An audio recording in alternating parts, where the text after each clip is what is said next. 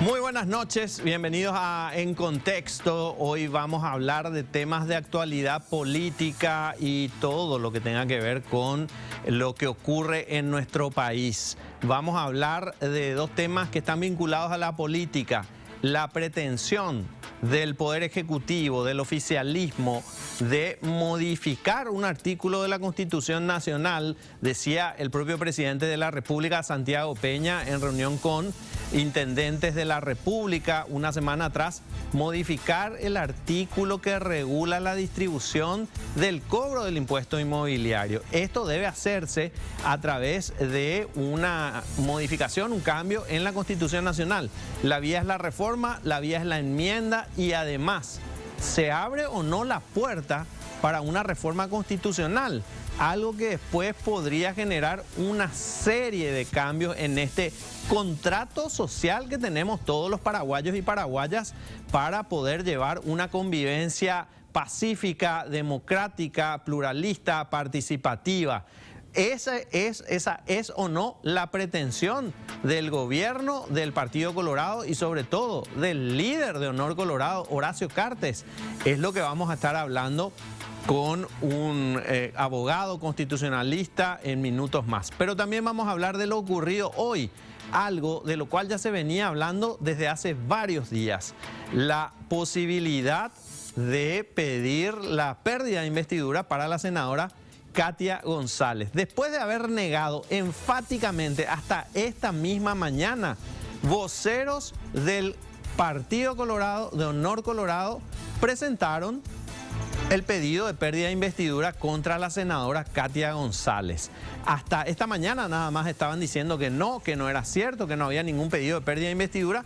Sin embargo, ya se conocía extraoficialmente de esta intención por parte de Honor Colorado y de las reuniones que aparentemente sostuvieron ayer nada más en Burubicharoga, senadores del Partido Colorado e incluso aparentemente senadores del Partido Liberal. Bueno, hoy, cerca del mediodía, presentaron oficialmente el libelo acusatorio. Tiene 73 páginas este documento y en una conferencia de prensa hablaban el senador Dionisio Amarilla del Partido Liberal y también el senador Bachi Núñez. Esta es ya la parte final del documento, que incluye la declaración de pérdida de investidura, la resolución. Y dice lo siguiente: la Honorable Cámara de Senadores de la Nación, artículo 1, resuelve, artículo 1, declarar como fehacientemente comprobado el uso indebido de influencias cometido por la senadora Katia Mabel González Villanueva, de conformidad con lo dispuesto en el artículo 201, numeral 2 de la Constitución Nacional. Artículo 2, disponer la pérdida de investidura de la senadora Katia Mabel González Villanueva y en consecuencia removerla del cargo de senadora de la Nación. Esa es la pretensión del cartismo, esa es la pretensión del oficialismo que se hizo patente hoy, pese a todas las negativas, pese a todas las versiones que desmentían un supuesto pedido de pérdida de investidura. Finalmente confirmaron lo que todo el mundo ya sabía, que estaban mintiendo y que tenían la pretensión de remover a una senadora de la oposición, una de las senadoras que tiene un protagonismo preponderante en cuanto a acusaciones de corrupción contra el oficialismo, acusaciones de nepotismo, acusaciones de malos manejos, acusaciones de títulos falsos, remoción del titular del Jurado de Enjuiciamiento de Magistrados en su momento, Hernán David Rivas. Bueno, esa es la hoja de vida de Katia González y aparentemente ese es el motivo por el cual la quieren echar de la Cámara de Senadores.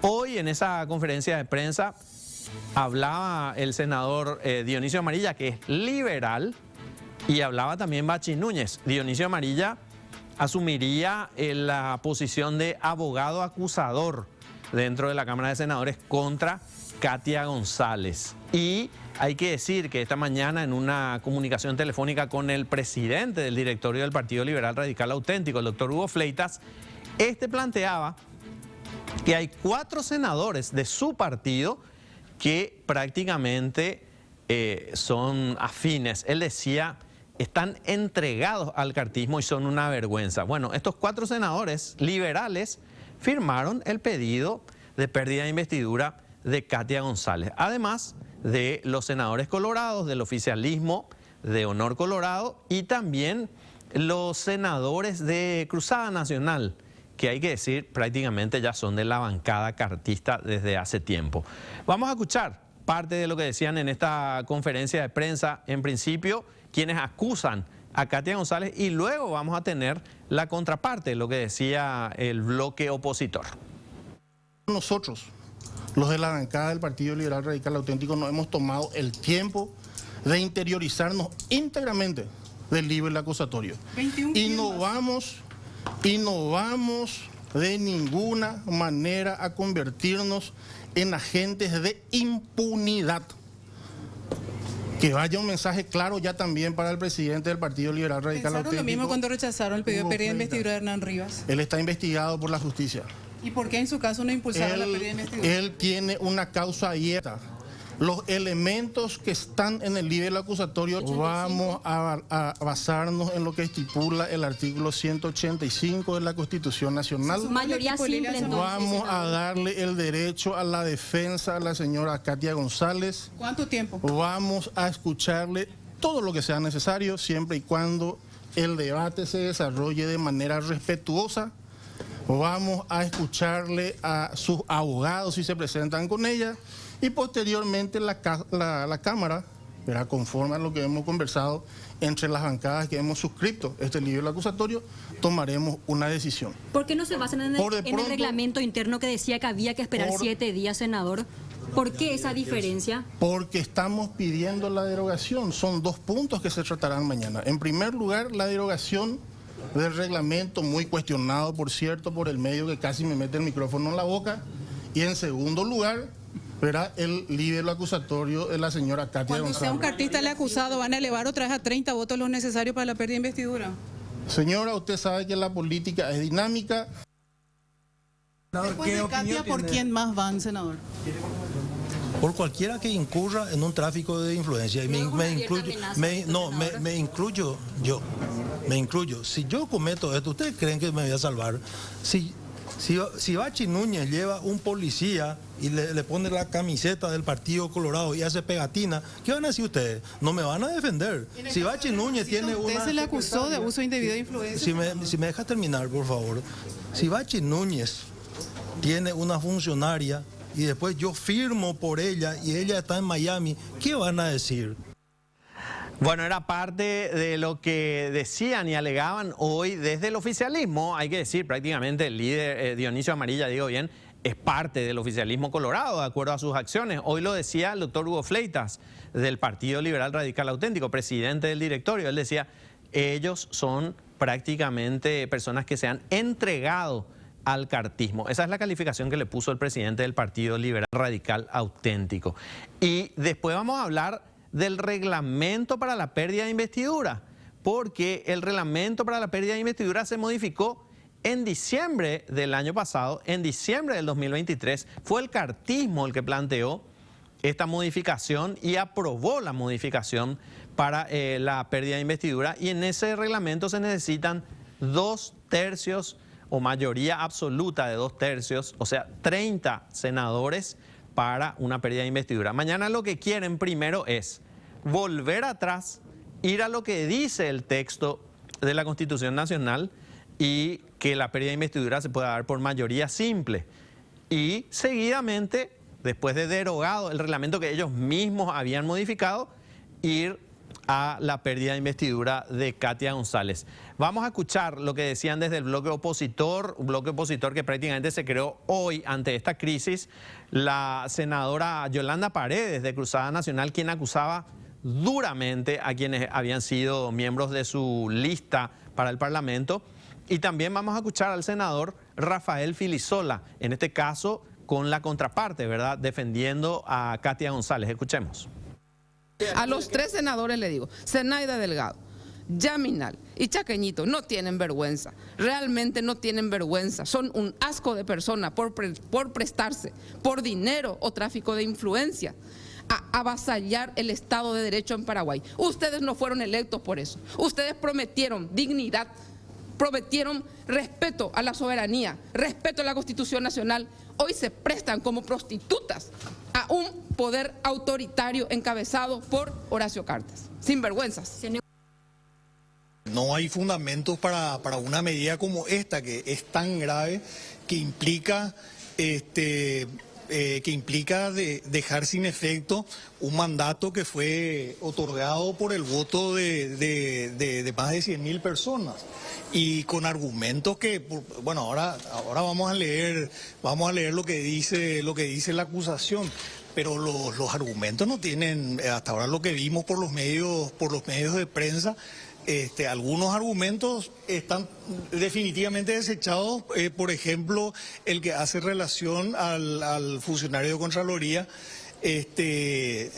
José Luis Torales. El propio Contralor de la República dijo que el procedimiento fue perfectamente regular.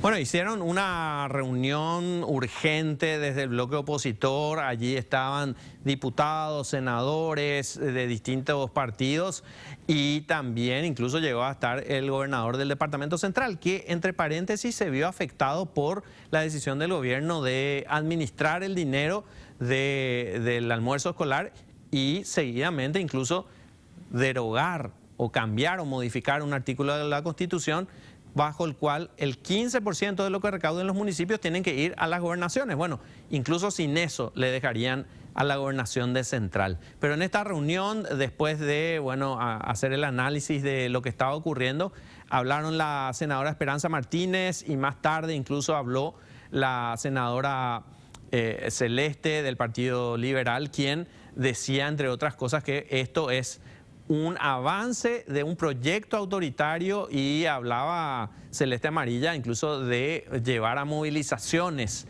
para poder evitar este avance autoritario. Escuchemos. La gente tiene que entender que no es un problema de Katia González, es un problema de la institucionalidad de la República. Acá le tenemos a un grupo de energúmenos que quieren venir con la fuerza de los votos, y así fue con la ley de pensiones. Así tenemos en el orden del día de esta semana una ley que hoy recién se trajo, pero ya tenemos que aprobar en general. Así van a cambiar una reglamentación que ellos presentaron.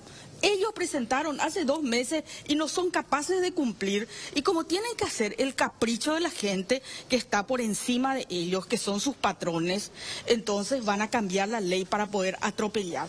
Pero vamos mañana a defender la democracia, vamos a defender la pluralidad de ideas, vamos a defender que el Senado es de todos los paraguayos y paraguayas y no de aquellos que se quieren dueños del Paraguay.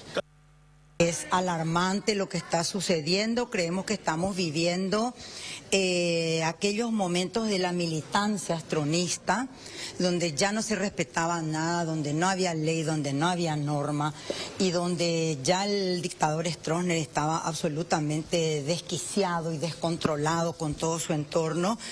Y bueno, estamos viviendo momentos muy similares. Entiendo que hay una línea muy bien clara de Cartes, a que el que no hace lo que yo digo se va. Bueno, estamos ya nosotros con el doctor Hugo Estigarribia, abogado, fue convencional constituyente, y con él queremos hablar no solamente del tema de enmienda o reforma para modificar este artículo de la Constitución que habla de la distribución del impuesto inmobiliario, sino también hablar de esto que está ocurriendo ahora en el Congreso Nacional y que tiene aparentemente otros pasos a seguir, como un plan, como un avance de un modelo que podría ser conservador, autoritario. Bueno, hay que ver cuál es el plan que tiene Honor Colorado entre manos. ¿Qué tal? ¿Cómo estás, doctor? ¿Cómo te va? Gracias por venir. Muy buenas tardes a vos, a la teleaudiencia. Un gusto estar aquí. Quiero ir, antes de ir a esta cuestión de reforma o enmienda de la Constitución para el tema del impuesto inmobiliario, a esto que está ocurriendo ahora en el Senado, este pedido de pérdida de investidura, incluso la modificación de un reglamento que ellos habían aprobado en diciembre, que era inconstitucional y que ahora pretenden derogar por inconstitucional, pero tienen un problema que enseguida te voy a consultar. ¿Cuál es tu opinión sobre el tema que está ocurriendo? En primer lugar, esa modificación del reglamento interno es inconstitucional porque contradice la Constitución. La de diciembre. La de diciembre, claro. Pero ¿por qué hicieron eso? Para tener una mayoría calificada que les permita blindarse, porque 23 se podría alcanzar en algún momento. O sea, violaron la Constitución, acomodaron a sus intereses, ¿verdad? Lo cual es grave porque ellos juran cumplir la Constitución y las leyes. Que se puede esto también interpretar hasta hilando fino como un uso indebido de influencia en beneficio propio. Si hubiera una mayoría que le juzgue a los que votaron a favor de eso. Cuidado con eso. Entonces, pero ahora, como lo lean los números aparentemente, bueno, vamos a hacer que rija la Constitución. O sea, la Constitución rige para ellos cuando les conviene y cuando no les conviene no rige. Eso es muy grave en un poder legislativo cualquiera. Cualquiera, ¿por qué? Porque ellos juran cumplir la Constitución y la ley, son representantes electos por el pueblo y con sus mayorías como órgano colegiado sancionan leyes y tienen a su cargo los altos asuntos del Estado. Entonces es gravísimo esto que van a hacer otra vez ahora de modificar conforme a sus intereses, si bien parecería que aplicando el reglamento interno violatorio de la Constitución les es más difícil hacer la barbaridad que pretenden, ¿verdad? Pero nosotros siempre tenemos que estar del lado de defender la Constitución, el Estado de Derecho. O sea, si ellos hubieran actuado homogéneamente, no hubieran modificado el reglamento interno, bueno, ahora pueden aplicar, pero este desmadre institucional de querer manejar la Constitución a su antojo por mayorías está muy mal, ¿verdad? Yo creo que nos habla de una grave degradación de la clase política y una ida hacia una democradura. ¿Cómo es la democradura?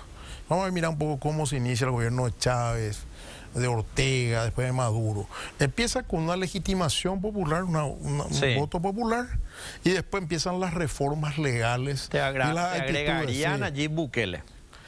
Claro, lo de Bukele es diferente, voy a explicar por qué. Porque ahí la sala constitucional del Poder Judicial se cambió, digamos, cambió el Tribunal Constitucional. Claro, él lo barrió a todos los jueces y cambió la Constitución después. Sí, claro, exactamente. Sí, lo hizo de manera legal. Exactamente. Lo que pasa es que así se degeneran las democracias. Así mueren las democracias. Hay un libro muy famoso sobre este tema que últimamente se anda leyendo mucho, ¿verdad? Así mueren las democracias. Entonces, desvirtúan la institucionalidad. Y justamente este artículo de la periodo de investidura nunca se había tocado hasta que apareció el tema González Dar. Y una lástima porque se está desvirtuando un juzgamiento político de un legislador que actúa mal para poder aplicarles mayoría al adversario político. O sea, no es yo tengo mayoría de hecho. No. Actuó muy mal un legislador, pierde su investidura porque no merece la investidura del legislador. Sea quien fuere. Claro, ese es el concepto, ¿verdad? No porque si nosotros analizamos, y yo no he analizado el nivel acusatorio, pero si nos analizamos vemos que hay un pedido de comisionamiento que está en la ley. El propio Contralor lo dijo, ¿verdad? Hay a lo mejor una habilitación un día feriado, tengo entendido, ¿verdad? O que estaba fuera del país. Exactamente. Otra que estaba fuera del país. Bueno, son cuestiones que están mal, que puede ser un error administrativo, puede provocar sanciones, incluso quiero ir más hasta la suspensión. Pero, por ejemplo, es diferente al caso de Víctor Bogado, porque Víctor Bogado anda diciendo por ahí que es igual a su caso. No. Ahí hablamos de doble sueldo en la Cámara de Diputados y en Itaipú. Sin embargo, este comisionado cobraba una diferencia por comisionamiento aparte de su sueldo original. Que lo aplicó no es doble sueldo. Claro, lo aplicó el propio Contralor. Exactamente, no es doble sueldo. O sea, hay diferencia porque acá es la doctrina de Goebbels, miente que algo queda. Nos vamos a aclarar. Yo veo que realmente la senadora González dejó un flanco importante con estos errores. Pero esta gente aprovecha su mayoría para hacer de un pecado venial un pecado mortal y hacerle pedir la investidura a una legisladora que tuvo más de 100.000 votos, ¿verdad? La cuarta más votada. Porque creo que el pecado original de Katia es lo de Hernán Rivas. Yo creo que ese es el pecado original de ella. Entonces ahí le caen con todo. Pero sin embargo lo tienen arriba ahí, rechazado en el pedido de investidura de Rivas. A Bachi Núñez ni se le movió un pelo por todo el intento de despojo de tierra de Villa Halle, que él fue el propulsor. Incluso ahora dice que va a ser presidente del Senado. O sea, se premia al bárbaro, al que perjudica al Estado, y se le castiga a la que comete un pecado venial y no aprenden. Y te voy a decir por qué. Porque acá están dándole potencia a una figura política a futuro, más allá de lo que ya es. Sí. Resulta que Payo Cubas puso 700.000 votos sin estructura en las urnas y no se contó sobre 4. O sea, siempre quedó la duda de cuántos votaron realmente o cuántos figuran como votantes.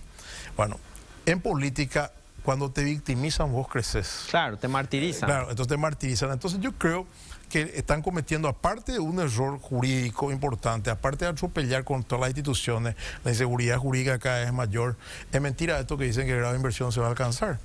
Es muy difícil alcanzar un grado de inversión con un jurado de enjuiciamiento copado por ellos, con el Consejo de la Magistratura copado por ellos, con esta barbaridad que van a cometer ahora. Claro, hicieron todo el paquete de leyes antilavado, pero en términos de acciones están demostrando todo lo contrario. Por un lado, los esfuerzos que puede hacerse del Ministerio de Economía, digamos, de colocar bonos, etcétera, etcétera. Con los bonos también tienen su discusión aparte, ¿verdad? Sí. Yo no soy economista, no quiero entrar en esa discusión. Pero todo ese esfuerzo que puede hacerse en Cancillería para las inversiones, en industria y comercio para las inversiones, van al tacho con estas barbaridades institucionales porque provienen del mismo equipo de gobierno. Entonces, realmente lo que están haciendo es patear contra la democracia y patean contra Santiago Peña. Porque una patada contra sí es un gol en contra prácticamente.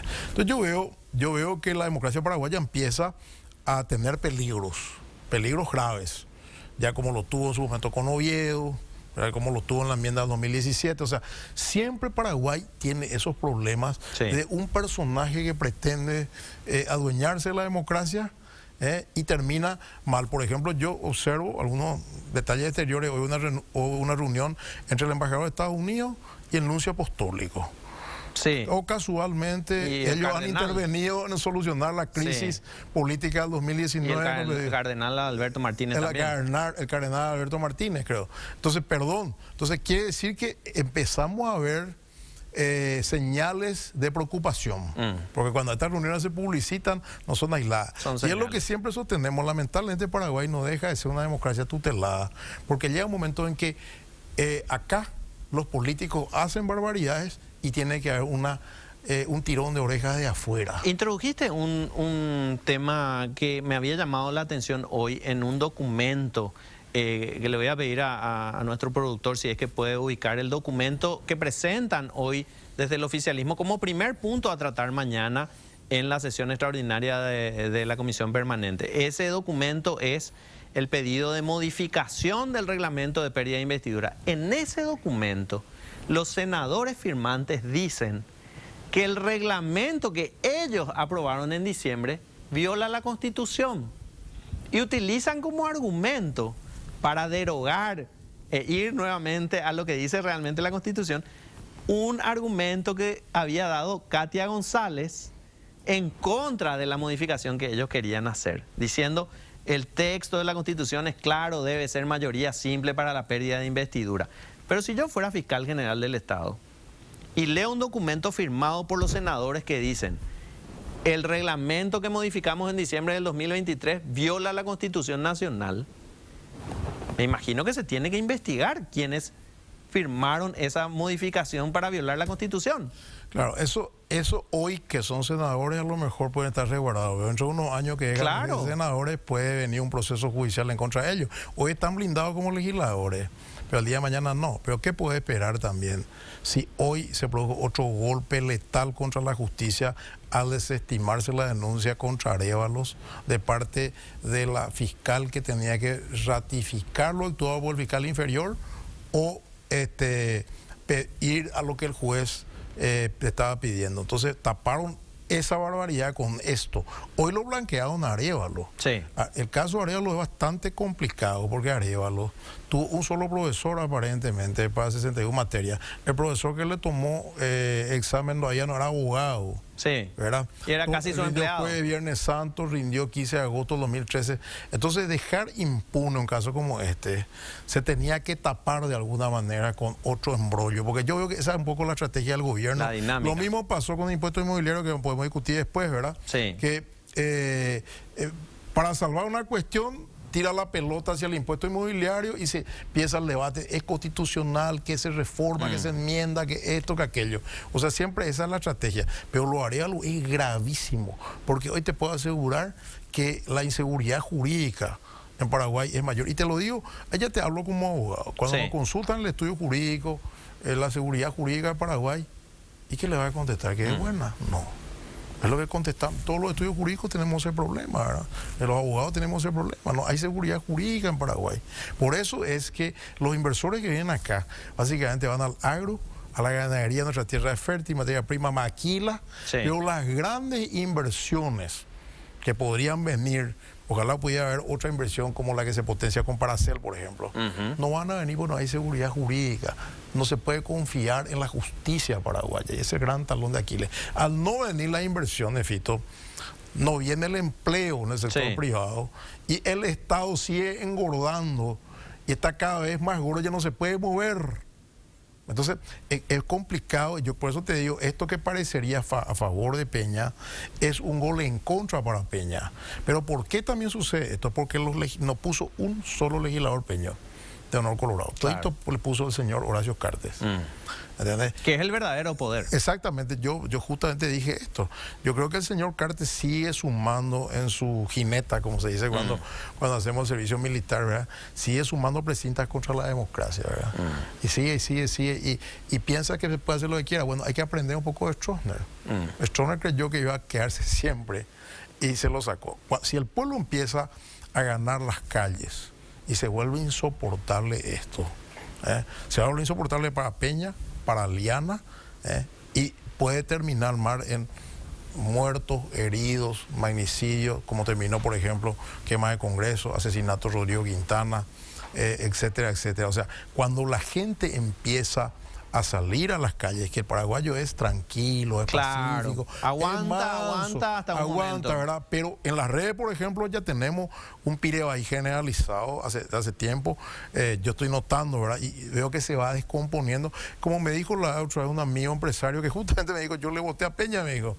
Me dijo, esto parece que hace 3 años y medio que Peña es presidente. Claro, que todavía no cumplió tiene un año. 6 meses y medio. 7 meses, creo que. Hablaste justamente del presidente Santiago Peña, quien, después de lo que parecía una reculada en su pretensión de implementar el plan Hambre Cero, sacarle el almuerzo escolar a las intendencias, a algunas gobernaciones, a 2 gobernaciones, que, bueno, una de ellas es la gobernación de Central, modifica esto en una reunión con los intendentes y dice, vamos a volver a darle, o vamos a darle el 100% de la recaudación del impuesto inmobiliario a las intendencias. Esto significa una modificación de un artículo de la Constitución Nacional que dice, para las intendencias el 70%, para la gobernación 15%, para los municipios menores otro 15%. ¿Cuál es la vía para modificar este artículo de la Constitución? ¿Es la reforma? ¿Es la enmienda? ¿Y qué riesgos hay si se abre ese grifo de la modificación de la Constitución? Bueno, yo justamente ante la eventual conjetura estuve estudiando el tema, pero no lo hice solo, hablé con algunos colegas tributaristas. Porque ¿Vos fuiste constituyente? Sí, yo fui constituyente y estudié también Derecho Tributario en la facultad.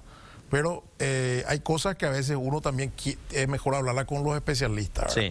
El impuesto inmobiliario es un impuesto dentro del sistema tributario. Tal IVA, el IRP, IRASIS, todos los... Bueno, ¿qué dice la Constitución? El artículo 169, que habla del destino del dinero del impuesto, justamente establece 70% para los municipios, 15% para los departamentos y 15% para los menores recursos. Entonces acá a lo que hizo Lución Peña es a el destino del impuesto inmobiliario. Él no habló de derogar el impuesto inmobiliario, no habló de establecer otro tipo de impuestos para los municipios, solamente habló del destino. Al hablarse del destino del impuesto, es una cuestión de finanzas públicas. Y al hablarse de un solo impuesto, es un solo tributo, no es todo el sistema tributario. ¿Y por qué explico esto? Porque si fuera la vía de la enmienda, ¿verdad? No admite el referéndum es el paso final de la enmienda. Estoy tratando de explicar como si le estuviera aplicando a algún alumno de la facultad. Sí, mejor. La enmienda aprueba el Poder Legislativo, sí o no, como fue el artículo 120 de la Constitución Nacional, los votos de los paraguayos en el extranjero, aprueba la enmienda, aprueba el texto y se convoca a elecciones, no a elecciones, se convoca al pueblo a una consulta, que es el referéndum legislativo. Escuché que alguien habló de referéndum constitucional. Eso está en la Constitución como referéndum legislativo. No tiene el nombre de referéndum constitucional. Vamos a aclarar también eso. Sí. O sea, puede ser referéndum sobre temas legislativos, en este caso sería un referéndum sobre un tema que está en la Constitución. Claro. Pero Entonces, la terminología referéndum constitucional, yo le dijo un abogado por ahí, no existe en nuestra Constitución. Existe como referéndum legislativo. En este caso, el Ejecutivo presenta un proyecto de modificación, ¿cómo quedaría el artículo 169 de la Constitución? Claro, entonces, ¿qué sucede? Como el referéndum dice, no habrá referéndum para los sistemas tributarios, dice el 122. Entonces ahí entra la confusión. Si no puede haber referéndum, no puede haber enmienda para el impuesto inmobiliario. Pero ¿qué pasa? El impuesto inmobiliario es uno. Y se habla del destino del impuesto inmobiliario. Entonces, sí puede haber referéndum para el destino del impuesto inmobiliario. Y al poder haber referéndum, puede haber enmienda. ¿Por qué no reforma? Porque la reforma, en este caso, primero aplica a otra parte de la Constitución. Ahora, la reforma tiene otro problema para los que están hablando a favor o en contra. Si el Congreso aprueba una reforma total, por ejemplo, para un tema como este, impuesto inmobiliario nomás, no dice reforma parcial, se tiene que llamar elecciones de constituyentes y los constituyentes pueden reformar cualquier cosa. Por supuesto. Ahí pueden meter reelección, pueden meter cualquier cosa. Yo no le puedo decir a los convencionales constituyentes, yo no le puedo decir, solamente vas a modificar el artículo 169 y después te vas a tu casa. Sin embargo, en la enmienda no. En la enmienda los legisladores definen, o sea, los legisladores... Es restrictivo. Enmiendan ellos y el pueblo dice sí o no. Sí. La enmienda del 2017 era así. Se enmendaba el artículo referente a la reelección, violando la Constitución, porque el mecanismo de reforma, porque duración de mandato es para reforma, ¿verdad? Bueno, entonces ahí ellos establecían la enmienda, iba al pueblo sí o no. Acá sí solamente va 169, solo 169 se puede enmendar. O sea, no abre el paraguas para que todo se pueda reformar. Y ahí sí los legisladores tienen que tener el costo político de meter el artículo de reelección, violar la Constitución y puede pasar lo mismo que pasó en marzo del 2017. Entonces aquellos que están opinando que la reforma es la vía, en el fondo lo que le están diciendo al cartismo es: vayan por la vía de la reforma. Estoy explicando claro que ahí tienen chance de meter la reelección. Entonces, con la excusa del impuesto inmobiliario. Claro. Y algunos, por desconocimiento de no haber hecho este ejercicio de consultar con tributaristas o de ir al derecho tributario, incluso algunos especialistas en finanzas públicas también me explicaron, no haber hecho, hablan por desconocimiento, sí, la vía de la reforma. Y algunos hablan por desconocimiento y otros hacen a propósito. Claro. Entonces, es importante ser preciso en esto. La enmienda le pone en un brete. ¿Usted acordás del problema que tuvieron los senadores, que tuvieron que reunirse en una reunión clandestina en una sala, que Velázquez, el vicepresidente segundo, asumió como presidente del Congreso? Ahora fue premiado, entre paréntesis, Velázquez como consejero IPS, a cuenta de aquello, ¿verdad? Entonces, barbaridad hicieron, y después cuando iba ahí a la Cámara de Diputados, vino un alto funcionario de la Embajada de los Estados Unidos, se acabó, no se trató, no, todo bien, todo paz y amor. Entonces, si se aplicara el mecanismo de la enmienda, es bien específico y va a ir. Ahora, a mí lo que me preocupa es la ligereza con la que se habla de modificar la Constitución, siempre. ¿Qué necesidad tenía Peña de hablar de este tema si no hubiera dicho de otra manera? Los municipios de menores recursos llevan el 85%. ¿Cuántos son de menores recursos? Vamos a componer con las gobernaciones que tienen el otro 15%. Vamos a ver la manera de que el impuesto inmobiliario se aplique mejor. Vamos a ayudarle a ustedes, señores intendentes, a que apliquen mejor en sus municipios. Ahora, o sea, no hay necesidad de ir a tocar el texto madre de la Constitución, porque yo te voy a decir algo: el concepto en una república tiene que ser la Constitución no se modifica en lo posible. Y si se va a modificar, y ahí voy al fondo, tiene que ser producto de un pacto social, político, institucional. Claro, no de una imposición. Exactamente como fue la Constituyente de 1991. Doctor, también hay que decir que cualquier persona que maneje y que tenga conocimiento de política te dice: el primer año es el año en el que tenés que hacer las reformas, sea impositiva, sea administrativa, sea constitucional. porque es el año en el que tenés todavía un capital político y gozás de cierta popularidad tras haber ganado las elecciones. Después del año ya empieza el desgaste y ya es difícil cualquier tipo de cambio. Puede que haya sido una casualidad el planteamiento de Santiago Peña de ir a la cuestión inmobiliaria y de ahí se abre el debate sobre la Constitución Nacional. Pero una vez abierto el debate, es el momento en el que ellos pueden hacer estos cambios. Claro, cuando está con viento a favor. Exacto. El problema es que teóricamente a los 7 meses o 6 meses tienen viento a favor, pero ahora tienen mayoría consolidada en el Congreso y en todas las instituciones, pero en la temperatura de la calle empieza ya está muy desfavorable. Yo creo que hay un mal humor porque se buscaba un periodo de estabilidad cuando empieza un nuevo gobierno y sin embargo hay inestabilidad, hay inseguridad, hay amenaza a actores políticos representativos. Entonces el gobierno busca llevar su agenda, que llegó muy bien al principio, ¿verdad? Sí. El Ministerio de Economía rápido se creó, de jubilaciones, NIT, todo rápido, sí. ¿Verdad? Pero esto que van a hacer ahora con Katia González, por ejemplo, si consuman, es un golpe a una representante política electa por una cuestión menor. Incluso escarbando, fino y mirando. Vamos a acordarnos un poquitito. A Calea Laverna, por haber reconocido que robó elecciones, le dio 60 días de suspensión. Sí. A Beto Velar se le dio 60 días de suspensión por comprar cédulas. Por comprar cédulas. Nunca se le procesó. A ninguno de los dos, ¿verdad? Bueno, a esta señora se le va a hacer pérdida de investidura por tener un comisionamiento, por haber firmado que su funcionario estaba trabajando, sí. Etcétera. O sea, en realidad pareciera un mensaje para toda la oposición. Exactamente. Cuidado, no denuncies, no seas activo contra nuestros actores, contra Rivas, o si no, vamos a hacerte lo mismo, te vamos a aplicar la mayoría y te vamos a echar. A Payo Cuba se le echó por haberle dado un huecacá, como se le dice a un policía, ¿verdad? O sea, también era molesto Payo Cuba al esquema, ¿verdad? Y a los caciques de la Cámara de Senadores. Bueno, esta señora también es molesta. Ya en su momento le suspendieron a Celeste Amarilla por haber opinado en el fuero, usando sus fueros parlamentarios, ¿te acordás? Claro. Le suspendió por 60 días. Ya fue una barbaridad. Claro, cuando habló de los narcopolíticos. Exactamente, y tenía razón. Y después otra cosa, ¿a quiénes le tenés en la bancada que van a votar mañana? Hernán Rivas va a votar. Erico Galeano que está procesado. Bachi Núñez. O sea, entonces, yo creo que ahí es donde esto se llama una embriaguez del poder, o embriaguez de las mayorías. O sea, están embriagadas, están ciegas de poder, ¿verdad? ¿Y quién es hoy el vocero de esto? Dionisio Amarilla, que perdió la investidura en el periodo anterior por un hecho que le imputaron de tráfico, de uso indebido de influencia, ¿verdad? Una publicación periodística, un tema con un contratista amigo suyo. Sí. O sea, la cara de esto es alguien destituido por pérdida de investidura anterior, ¿verdad?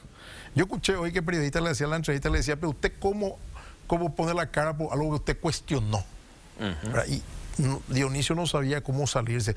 Y otro pequeño detalle, la cara es un legislador del PLRA, lo que te demuestra que aparte del copamiento del Partido Colorado, está copado también el Partido Liberal a través de principales actores. Si bien hay otros elementos del Partido Liberal que no están en esto, obviamente, pero la cara, el portavoz de esto es Dionisio Amarilla. Sí, nos decía esta mañana el presidente del directorio del PLRA, el doctor Hugo Fleitas, nos decía: 4 parlamentarios, 4 senadores del Partido Liberal están entregados al cartismo. Esa fue la palabra que utilizó y dijo, son una vergüenza.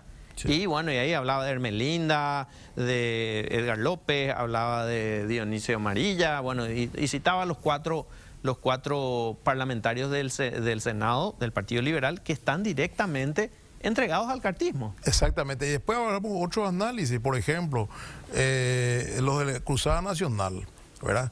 El peligro de poner personas absolutamente desconocidas y desprovistas de un compromiso con la sociedad. Sí. ¿Verdad? Un llamado de atención a los liderazgos de no poner a cualquiera más. Yo le como pregunté, candidato, porque claro. el pueblo después está. ¿No te acordaste que en Bururú era candidato por Claro, director? claro. O sea, el pueblo después ya te vota por el bloqueo, ¿verdad? Condenado en Bururú por... ¿Qué tipo de candidato? O sea, Claro. los filtros internos de los partidos y movimientos también tienen que tener presente esta nefasta experiencia de lo que le pasó a Cruzada Nacional. Y hoy yo le veía a Yolanda Paredes prácticamente vociferando que le daba asco, ¿verdad? Y sin embargo, lamentablemente, ellos prodigaron a estos hijos bastardos que hoy se van en contra, Sí. ¿verdad? No es culpa a lo mejor, ellos jugó la buena fe, pero te da la pauta de que vos tenés que ser muy delicado en la conducción de los partidos. Le pregunté en su momento a Payo Cubas, ¿qué ocurrió? ¿Por qué ocurrió esto con la bancada de Cruzada Nacional? Y él me decía, yo quise hacer la revolución con el lumpen proletariado y aprendí que la revolución no se puede hacer con el lumpen proletariado en estos cargos. Y mira decía que él cuidó ¿verdad? su banca del Senado, porque él dice por ahí que me ofreció ser senador, mentira, él me ofreció ser su vicepresidente. Entonces, yo le dije, vamos a ver después, ¿verdad? Nunca vimos.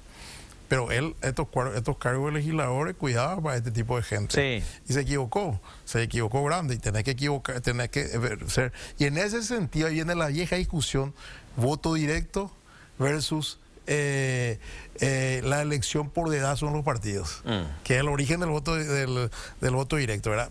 Y bueno, el pueblo elige lo que vos le propones. Si las listas de los legisladores hubiera sido mejor de Cruzada Nacional, a lo mejor no teníamos este problema, ¿verdad? Sí. Pero igual, también le pasó al PLRA. Ahí tenés 4 fugas. Claro. ¿Verdad? Entonces, ¿Hacia dónde vamos? ¿Cuál es el proyecto de Honor Colorado? Con todo esto que está ocurriendo, ¿cuál es la pretensión principal de Honor Colorado?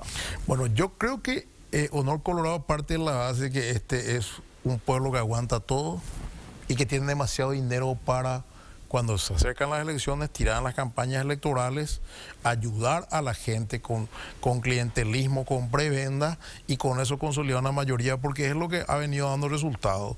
Fíjate vos que Peña tuvo creo que 60.000 votos más que Marito no va. Sí. Bueno, es el voto duro y a la vez dividir a toda la oposición. O sea, que la oposición se presente toda dividida, porque si miramos la cantidad de afiliados que tiene el Partido Colorado, 1.600.000, 1.300.000 no votaron por el Partido Colorado. ¿Dónde están los otros? 700.000 en Payo Cuba, un poquitito en Tuclé, un poquitito en Chilavero, un poquitito en Talavera Alegre, así, vamos ahora distribuyendo los votos. Una jugada que le sirvió mucho. Que le sirvió. Entonces, yo creo que Honor Colorado busca consolidarse como una fuerza, y que el que quiera militar en contra, se decida no militar, o milite liviano nomás para ser parte de la futura división, para que ellos tengan sus votos duros, ¿verdad? Copar todas las instituciones, hacer muchos negocios para los amigos. Por eso hay tantos empresarios fanáticos de ellos, porque empresarios yo les llamo a los que dependen de los negocios con el gobierno de turno, básicamente. El 90 o 100% de su actividad se refiere a eso, y están fanatizados y enfermos. Me decía hoy un economista que se mueve mucho en el mundo empresarial, no hay un comunicado de los gremios empresariales sobre este caso de pedido de pérdida de investidura o intento de copamiento. No hay nada, me decía. Nosotros tenemos un problema muy serio, y yo lo planteé. Tenemos pocos empresarios que no dependen del Estado. De la patria contratista. De la patria contratista, exacto. Tenemos muy pocos empresarios de mucho peso que no dependan y que sean críticos. Entonces, ese es un problema también. ¿Por qué? Porque parecería que todo está bien, porque los gremios no dicen nada, ¿verdad? Entonces, incluso tenemos algunos muy fanatizados, y bueno, es peligroso también esto, porque después el grupo Cártel, cuando se mete en sus negocios, se quejan. Porque Sí. por más que el señor Horacio Cártel transfirió todo, están los hijos, ¿verdad? Y tienen los medios de comunicación, y es un pool que sigue trabajando, ¿verdad? Entonces yo veo que el cartismo apunta, Honor Colorado apunta a un proyecto autoritario, donde finalmente Cartes pueda volver, o a través de otros, como en este caso, seguir gobernando y ser el poder real. Por eso él dice, yo estoy muy cómodo siendo presidente del partido. ¿Por qué? Porque el poder lo ostenta él, pero otro el que ejerce. Sí. O sea, otro el que está el día a día haciendo, como algunos dicen de Peña el canciller, el que viaja. Sí. Pero por otro lado, Cartes no puede salir del Paraguay. es un preso en 406.752 kilómetros cuadrados y las instituciones con acopamiento se mueven a su amparo y reparo. Pero ¿hasta cuándo puede aguantar esto? Decía el expresidente Horacio Cartes hace una semana, el partido abre puertas. Ese ministerio porque así fueron sus palabras, que no quiere abrir las puertas a los correligionarios, a los pedidos, a las necesidades. Cuando el Partido Colorado golpea la puerta, ese ministerio abre las puertas. Sí, como que el partido es más que el Estado. Y él se pone por encima del poder político constituido formal, que es el propio presidente de la República. Si le trata ministerio porque una cosa es decir el partido está para ayudarles como partido de poder porque el gobierno lo tiene Peña, y otra cosa es hablar en esos términos, ¿verdad? Entonces yo creo que es muy evidente esto, el tema de Perón Cámpora, es muy evidente esto. Lo mismo pasó Lino Oviedo Cubas, con la diferencia que el vicepresidente en ese momento era disidente al presidente, ahora lo pone prácticamente como el hombre fuerte de la dupla en permanentes manifestaciones. Lo Cartes como trata a Liana como presidente, como este es mi hombre fuerte, como diciéndole a Peña, no vaya a macanear, porque o si no va a ser presidente, más o menos, ¿verdad? Y yo no veo tampoco que Peña tenga ninguna intención de macanear, ni mucho menos, porque sabe que no tiene ni un solo legislador. Entonces, muchos hablan del currículum de Peña, que es buen tipo, etcétera, etcétera, pero ¿de qué te sirve el currículum o ser buen tipo si no ejerces el poder que el pueblo te dio positivamente para tu país, con tu conocimiento, tu carácter, tu temple? Y ese es el problema grave que tiene Peña. O sea, esto es bicéfalo, es un gobierno bicéfalo.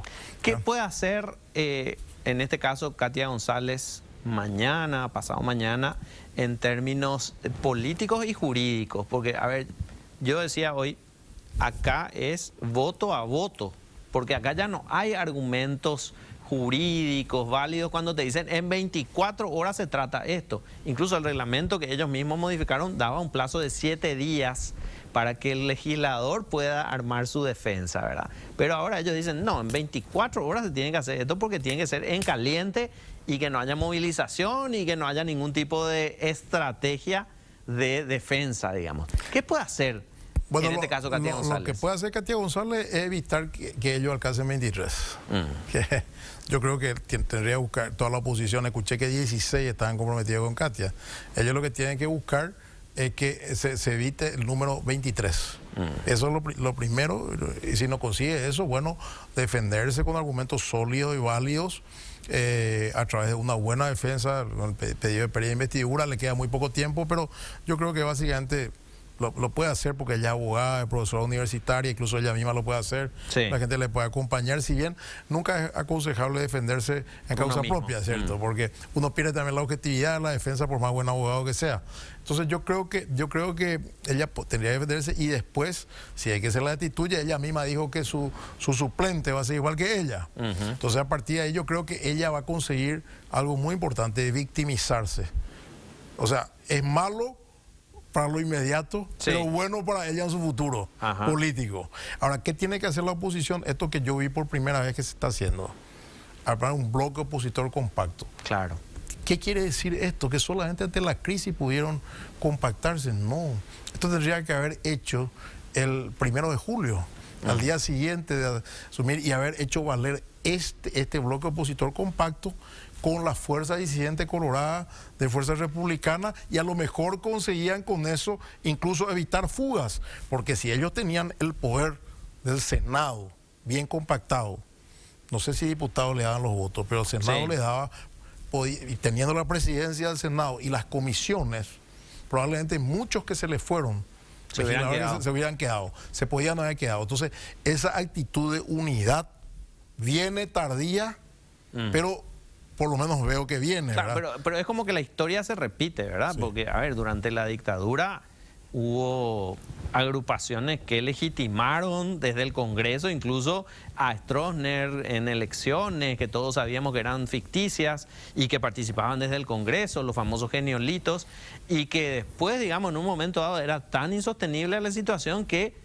se busca la unidad de la oposición, el acuerdo nacional, la alianza Laíno-Filisola, bueno, hasta que la oposición termina relativamente unida antes de la caída del régimen. Acá se aplica para la oposición, yo creo, un refrán. los enemigos de mi enemigo son mis amigos. O sea, los enemigos de la democracia, que en este momento empieza a ser, o ya es el cartismo con esta barbaridad que empezaron a aprobar así mayorías incontenibles, ¿verdad? Borrachas de poder, tendrían que estar todos juntos y evitar ya las divisiones y las peleas y empezar a cabalgar sobre los liderazgos naturales y sobre el liderazgo de gente y los liderazgos interesantes para la ciudadanía y buscar una unión bajo una sola sombrilla y evitar la diáspora, la división. Por supuesto, ahora viene la elección de mesa directiva, pequeño detalle, ¿verdad? Podría ser una batalla interesante de disputar hasta este bloque opositor más las fuerzas coloradas que no están tan afines al cartismo, porque esta es una prueba también. El cartismo va a probar mañana hasta dónde van las lealtades de los ex fuerzas republicanas que se abrieron en pequeñas bancadas. Y yo creo que muchos nos van a acompañar, aunque pueden alcanzar esos 23, muchos de esos colorados a lo mejor nos van a acompañar. Sí. Por ejemplo, yo creo que una alianza más niego, yo estimo que nos va a acompañar. Esto me parece. A no ser que le ofrezcan la presidencia del Senado. Bueno, hay que ver. Porque ahí hay que decir también que la comisión directiva es moneda de cambio. Claro, no, pero yo quiero pensar que no. Yo quiero pensar que no. Una persona que fue presidenta del Partido Colorado, una persona que fue presidenta de la Comisión de Relaciones Exteriores, que estuvo en contra de la barbaridad de la abrogación del convenio con la Unión Europea, por más que pueda tener sus críticas, sus detractores, no, una persona con oficio político largo no está para cometer una barbaridad que esta es la de mañana, ¿verdad? O sea, no es que el papel aguanta todo. Si bien ella estuvo en aquel intento de enmienda constitucional en 2017, que le costó muy caro, porque después, con el tiempo, Carter le pasó la factura a través de sus medios. Entonces, la historia de la maestra de la vida, decía Sartú.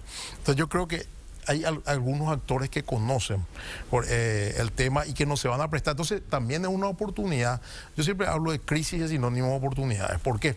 Porque es una oportunidad para que la oposición a lo mejor pueda unirse en un solo bloque, más los colorados disidentes a futuro. Hablo de mesa directiva del Senado ahora, ¿verdad? Ahora que aparece Bachi Núñez como candidato, por ejemplo, ¿verdad?, al Senado, escuché hoy. Sí. Entonces yo creo que es una oportunidad de empezar a jugar unidos, aunque sea la desgracia, aunque sea en que es una derrota para la democracia, para el Estado de Derecho, pero convertir esta derrota, esta democracia hackeada, en una oposición vigorosa de parte de la oposición. Y de parte del oficialismo, yo creo que es avanzar y copar lo más que puedan. Eso es lo que yo veo, sí. Una estrategia de copamiento global, ¿verdad?, de no respetar nada, ¿verdad? Sé que hay muchos concursos de magistrados, tratar de poner a todos los magistrados que se puedan amigos, no enjuiciar a nadie, archivarlo a Arévalo hoy, tenerle al fiscal general del Estado hackeado ahí, ¿verdad?, con unas espadas Mocles, ¿verdad? Sí, si no es con el presupuesto, es con el Congreso. Y que si bien no es tan leal como Sandra Quiñones, pero que no nos perjudique, que juega tibio, que juega nada, ¿verdad? Entonces, y yo lamento mucho, por ejemplo, pues Emiliano tiene una trayectoria judicial impecable, ¿verdad? Y hay mucha expectativa hubo en su designación. Entonces, yo cuando veo que alguien no cumple su función, sabiendo el potencial que tiene, más me duele todavía porque la democracia paraguaya no aprovecha actores que tendrían que ser claves, por ejemplo, para fortalecer el Poder Judicial. Bueno, se ve bastante complejo el panorama, no es nada fácil la situación y hay que decir que mucho va a tener que ver también la situación económica, de seguridad de la gente, de condiciones de vida, de calidad de vida, porque bueno, si continuamos con esta situación, se complica para el gobierno, porque vemos la inseguridad, creció muchísimo. Ya que vos me hablas de inseguridad, vemos la Ciudad del Este, el túnel de Ciudad del Este, 30 millones de dólares. ¿Dónde está? El balazo que recibe la chica anoche en el parque de Carlos Antonio López. Sí, exactamente. ¿Dónde estaba siempre la 30 millones de dólares? ¿Dónde están los órganos de recaudación ahí? ¿Dónde está el Ministerio del Interior? ¿Dónde está la policía? El hombre fuerte de este gobierno de gabinete es el ministro de Economía, no el ministro del Interior. Lo que te da la pauta de la ausencia total de seguridad y de respeto hacia la fuerza policial, la fuerza pública, la fuerza de seguridad, ¿verdad? Desde el crimen grande como es un robo de este tipo, desde el robo de celulares bagatelario hasta una persona que está caminando en un parque que le disparan. O sea, entonces no hay seguridad para nada. Y la gente se siente insegura en todo sentido, ¿verdad? Y también estuvimos viendo las escuelas que se van derrumbando, ¿verdad? Que van a empezar las clases, ¿verdad? Entonces hay una cantidad de cosas que yo creo ese eslogan, vamos a estar mejor, estamos mucho peor. Y mira que yo noto eso, un desánimo brutal en la gente. Y bueno, hay que ver cómo se desenvuelve esto. Van a venir después las municipales, vamos a ver cómo se mueven las piezas políticas, ¿verdad? Ahí van a emerger seguramente nuevas figuras también, otras a lo mejor se van a consolidar, otras pueden resucitar. Hay que ver un poco qué es lo que hay. Y de ahí ya otra vez va a venir un proceso electoral en 2027-28, ¿verdad? Pero yo personalmente veo a poco tiempo de asumir este gobierno un gran desgaste y ahora un gran golpe a la democracia con esto que repite la historia de lo de Paraguayo-Cuba, pero en términos más graves. ¿Por qué? Porque Paraguayo venía ya haciendo algunas cosas, algunas transgresiones, digamos, que eran menores también, ¿verdad? Pero que de alguna manera, por la manera de hacer política de Payo, dije, bueno, Payo es demasiado transgresor, se le puede sacar. Pero en este caso, lo que está pasando con Katia es una transgresión menor, pero se compara con los otros que se están quedando. Porque aquella vez se le sacó a Dionisio, se le sacó a varios, exactamente, González Daer, Víctor Hugado, etc. Ya habían, pero en este caso los bárbaros quedan y votan contra Katia. Entonces, el golpe para la democracia es muy superior. Doctor Hugo Estigarribia, muchísimas gracias por estar con nosotros esta noche. Siempre vas a estar acá invitado En Contexto. Nosotros vamos a hacer una pausa. A la vuelta vamos a estar hablando de seguridad laboral y ocupacional. Esto que en la semana pasada fue noticia, lo que ocurrió en la fábrica de Ochi, lo que ocurrió en Pechugón, lo que ocurrió ayer en Ciudad del Este, en un edificio que todavía está en riesgo por el daño estructural. Eso vamos a hablar a la vuelta de la pausa.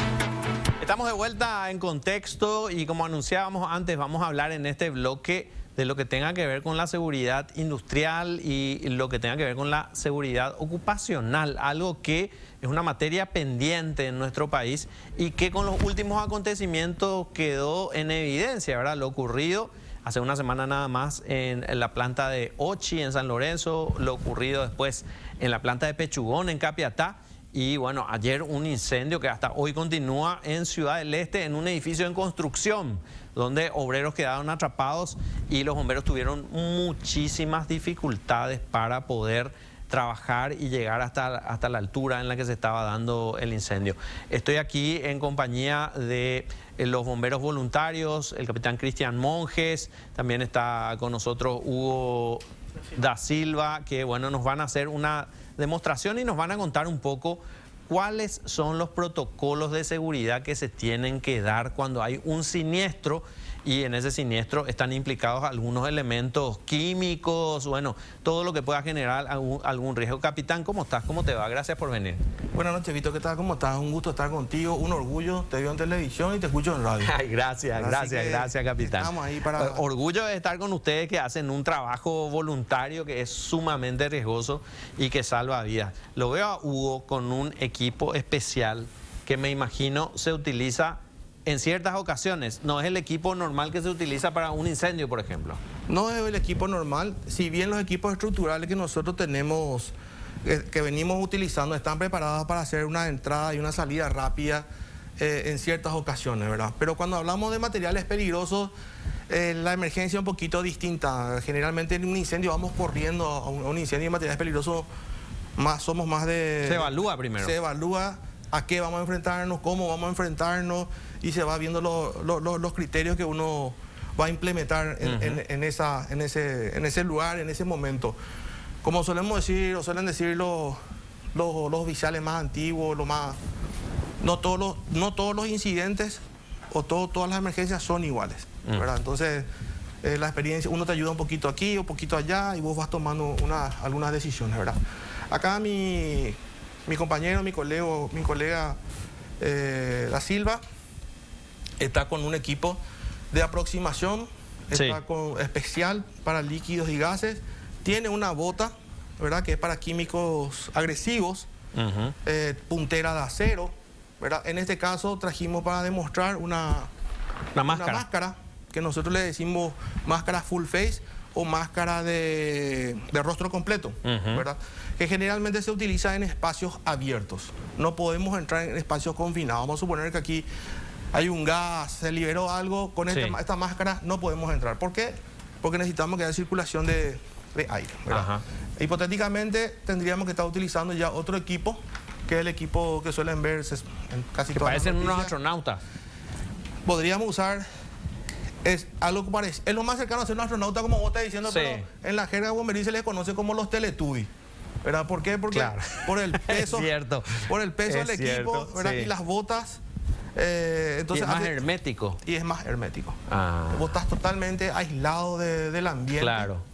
Tener una capacidad de respiración que eso determina tu tanque de aire comprimido que vos utilizás, que nosotros le decíamos autónomo. Sí. Esto puede estar combinado con autónomo. De hecho, si Hugo se pone la máscara, yo te ayudo, y cerramos todo, él va a estar en un nivel que nosotros decimos por protocolo nivel C. Si es más, si tiene que entrar aquí en un espacio confinado, se pone el equipo autónomo, entonces es un nivel B. No todos los equipos son para todo. Claro. Algunos son para gases, vapores, polvos, salpicaduras, líquidos agresivos, ¿verdad? Entonces, en una industria donde hay, digamos, 600, 700 obreros y se trabaja con elementos que pueden ser peligrosos, amoníaco en este caso, las personas que trabajan en esa empresa deberían tener una brigada, tendrían que tener estos equipos, o el protocolo dice directamente llamen a los bomberos y que los bomberos se encarguen. No. Por seguridad ocupacional, dentro de las normas, las leyes de seguridad ocupacional que está rigiendo el Viceministerio del Trabajo, ¿verdad? Está lo que determina el lineamiento, capacitación, preparación, plan de emergencia, ¿verdad? Para el personal interno, ¿verdad? Claro. Está el famoso CIPA, Comité Interno de Preparación a Accidentes, ¿verdad? Entonces, ellos están preparados, y más todavía si hay químicos industriales. Voy a redondear en químicos industriales. Químicos industriales, ¿verdad? sí. Entonces, tienen dentro de las plantas, tienen ingenieros químicos, tecnólogos, médicos, licenciados, un montón de colegas que trabajan, que son técnicos en seguridad y higiene ocupacional, divididos en 3 categorías. Entonces, ellos son los que trabajan y van haciendo las previsiones, el análisis y gestión de riesgo. Nosotros, bomberos, ya entramos básicamente, voy a decir lastimosamente, ya posterior a una situación no deseable en donde nosotros vamos en ayuda. Una situación crítica. En una situación crítica donde yo llevo al servicio y ¿quién es el técnico de seguridad y higiene ocupacional? O el encargado, o el ingeniero, y sale Fito, yo soy. Fito, ¿qué tal? Entonces vos te convertís en nuestro enlace. Claro. Y vos nos provees primeras informaciones, le digo, bueno, ocurrió esto, hay tantas personas atrapadas, este es el plano por donde pueden entrar. Eso sería lo ideal. Sí. Eso sería lo ideal, que ya no lo que se me ocurre, ¿verdad? No, pero brillante, o sea, tener mucho conocimiento, brillante. Vos ya tenés que llegar, sería fantástico que ya no esté peleando con un plano y empecemos a hacer los movimientos, ¿verdad? Pero lo primero que le pedimos es la ficha de emergencia, la hoja de seguridad del producto. En este caso, vos estás especificando el caso... Amoníaco. El caso de amoníaco y... Que existe prácticamente en toda la industria que necesiten refrigeración con alimentos. Que es un gas noble, por decirlo así, económico, ¿verdad?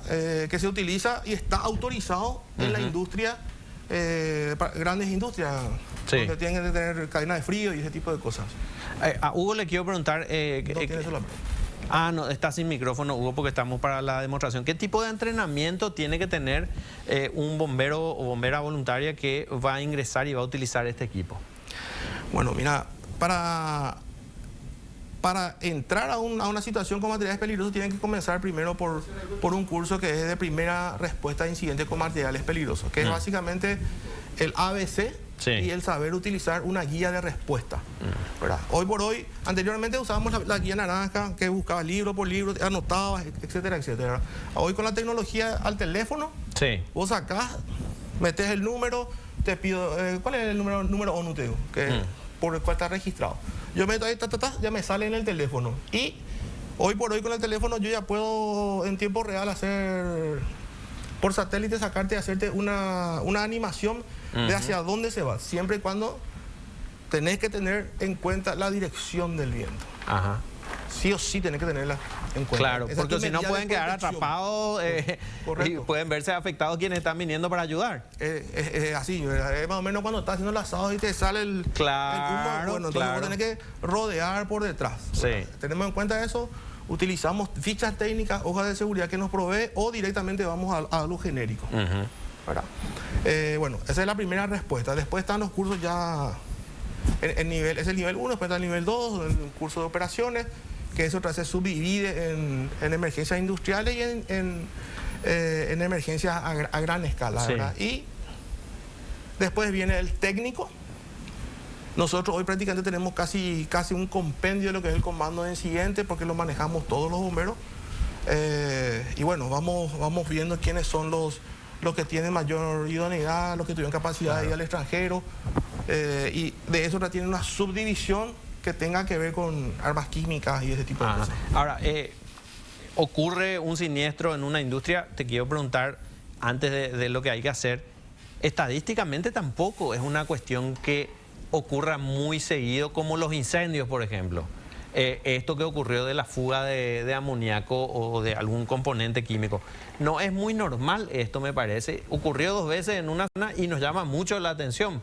Pero me parece que no es la tónica permanente lo de este tipo de incidentes en las industrias, o sí es, y nosotros no nos enteramos. No, claro que no. En un incidente con materiales peligrosos sí o sí se tiene que enterar la prensa, sí o sí. ¿Por qué? Porque nosotros por escuela, para el manejo de información, nosotros precisamos, yo tengo que estar brindándote la información, ¿verdad? Y vos me tenés que ayudar a transmitir las informaciones o las recomendaciones. O claro, para la sociedad, la comunidad que está ahí cerca, sí. No así, no puede que no te dé información que pueda ser malinterpretada, ¿verdad? Alguna información que pueda ser malinterpretada y eso pueda generar más caos, por ejemplo. Claro. ¿Verdad? Ahora, si vos me decís en cuanto a estadísticas, no hay muchas estadísticas de materiales peligrosos. No hay muchas estadísticas de materiales peligrosos. Tenemos, por ejemplo, creo que hace un mes, el accidente grande del camión cisterna en la rotonda allá de San Bernardino. Cierto, sí. ¿Verdad? Tenemos accidentes de transporte, eventualmente. La fuga de amoníaco, no te digo que es una constante, ¿verdad? Pero es una posibilidad. Porque se usa mucho. Porque se usa mucho, punto 1 y punto 2, que como es un elemento, un gas corrosivo. Entonces en el tiempo eso puede generar algunos problemas con algún retén, alguna fisura en un tramo de alguna cañería, etcétera, etcétera.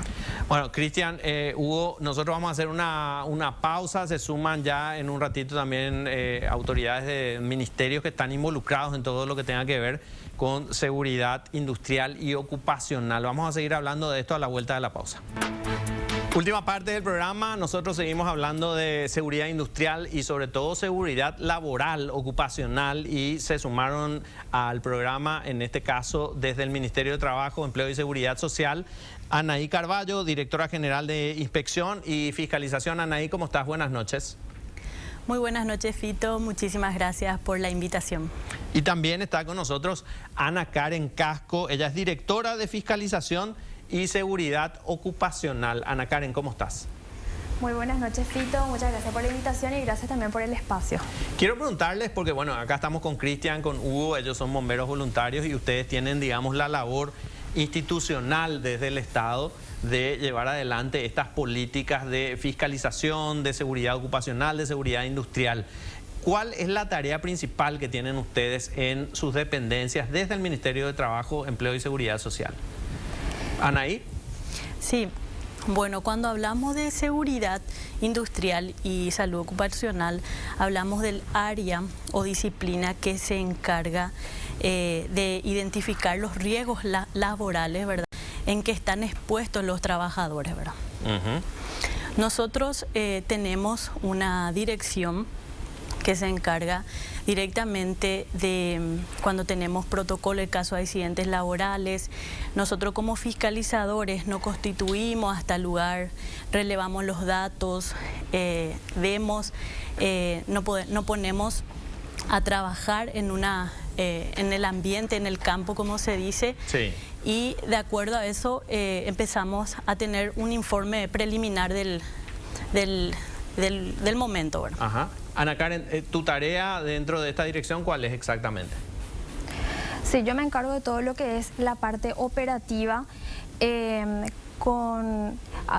lo que yo me dedico específicamente es a utilizar esos datos para la confección de la orden de inspección, la designación de los inspectores, el monitoreo con relación al procedimiento a ser aplicado, la correcta aplicación justamente de las normas vigentes, de transparentar todo lo que es nuestro procedimiento y hacerle ese seguimiento y monitoreo de cumplimiento a todas las empresas que van siendo fiscalizadas en el ámbito laboral y también en el ámbito de la salud y seguridad ocupacional, que es lo que realmente importa, porque si se realiza un correcto procedimiento, posterior a eso logramos dos aristas importantes, que sería la formalización de la empresa y también la sanción, que realmente, más allá de lo que es la expectativa, es, digamos, la formalización como tal. Porque, como siempre decimos como ministerio, lo que buscamos realmente es el trabajo en condiciones seguras y decentes. Ahora, ¿cuántos fiscalizadores y fiscalizadoras hay, digamos, para las industrias en esta dependencia en la cual están ustedes dentro del Ministerio del Trabajo? Porque esa es una pregunta que todos nos hicimos. ¿Hay suficientes fiscalizadores? ¿Están preparados? ¿Pueden abarcar, digamos, todas las industrias que están en el territorio nacional? ¿Cuántos fiscalizadores y fiscalizadoras hay? Bueno, realmente tenemos un equipo preparado que es altamente técnico y especializado en las áreas que nos compete. Tenemos 12 operativos, que serían 12 fiscalizadores, pero la estructura en sí del Ministerio de Trabajo, en cuanto a la Dirección General de Inspección y Fiscalización, se compone por 20 integrantes que están plenamente capacitados y a la orden para salir a hacer las verificaciones.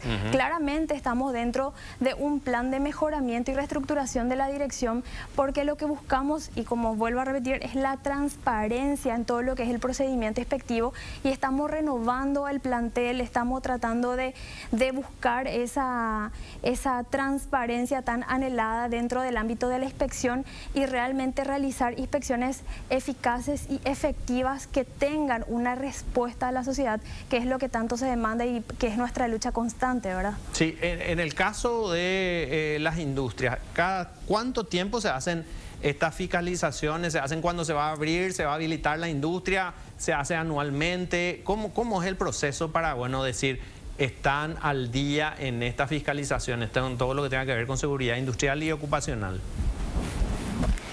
Bueno, realmente tenemos varios motivos por el cual un fiscalizador puede constituirse en el centro de trabajo. Puede ser de oficio o a instancia de parte, ya sea a solicitud de otras instituciones o también por una denuncia, sea anónima o digamos nominal.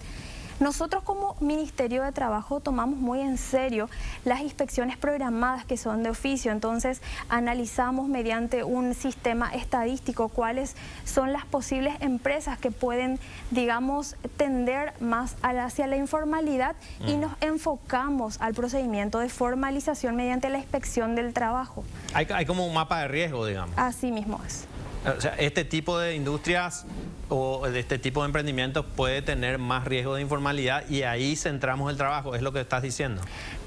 Claro, nosotros hacemos un sistema estadístico a fin de evaluar el nivel de informalidad de las empresas y más también del tipo de empresas, si son grandes, medianas o pequeñas. Entonces vamos haciendo una evaluación de cada una de ellas y adecuar nuestro procedimiento inspectivo a cada una de ellas también. ¿Cuál es la necesidad de fiscalizar y en qué área específicamente? En base a lo que dice Anaí, puedo concluir que informalidad es casi sinónimo de inseguridad. Así mismo es, Fito, así mismo. Nuestra prioridad, por ejemplo, como ministerio y como dirección, es la salud y la seguridad de los trabajadores.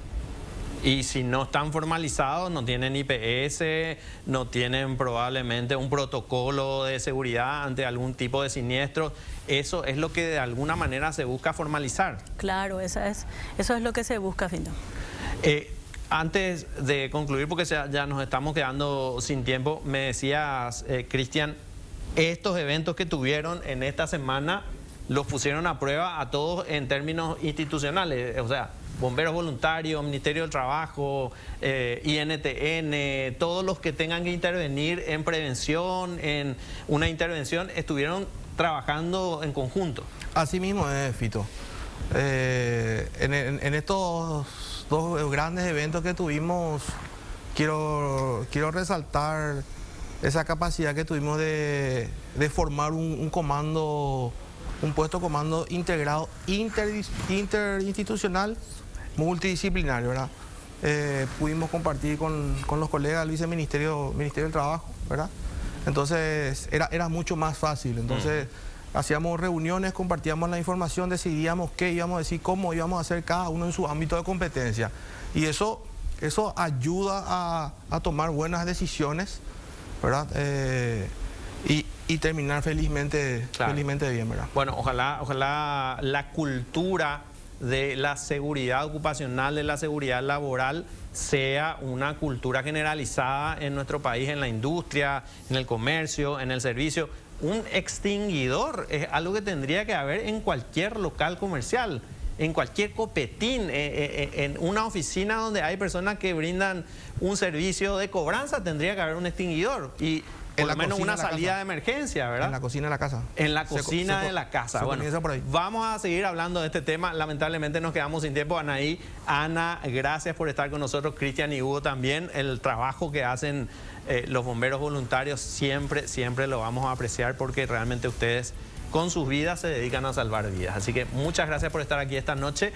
Nosotros nos reencontramos la semana que viene aquí en Contexto. Llegan ya los compañeros con la jornada.